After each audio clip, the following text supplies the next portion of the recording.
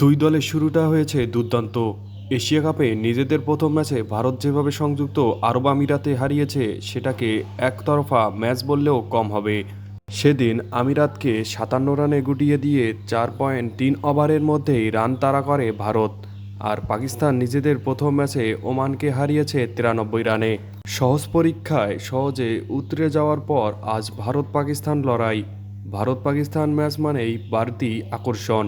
আর পেহেলগামে বন্দুকধারীদের হামলার জেরে সামরিক সংঘাতে জড়ানোর পর এটাই দুই দলের প্রথম ম্যাচ। স্বাভাবিকভাবেই উত্তাপ খানিকটা বেশি। এমন ম্যাচে কেমন হতে পারে দুই দলের একাদশ? ভারতীয় গণমাধ্যমগুলোর খবর, দুবাইয়ের আজ পাকিস্তানের বিপক্ষে অবর্তিত একাদশ নিয়েই মাঠে নামতে পারে ভারত। উইকেট ধীরগতির হওয়ায় যশপ্রীত বুমরার সঙ্গে হার্দিক পান্ডিয়ার পেস বোলিং অলরাউন্ডার হিসাবে খেলতে পারেন। প্রয়োজনে হাত চালাবেন আরেক পেস বোলিং অলরাউন্ডার শিবম দুবেও।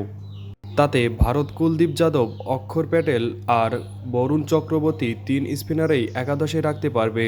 ব্যাটিংয়ে অভিষেক শর্মার সঙ্গে শুভমান গিলকেই দেখা যেতে পারে। গিলের কারণে ওপেনিংয়ে জায়গা হারানো সঞ্জু স্যামসন প্রথম ম্যাচে ৩ নম্বরে নামার কথা ছিল, যদিও পরে দরকার পড়েনি। এই wicket keeper batsman middle order বা লোয়ার অর্ডারেও খেলতে পারেন।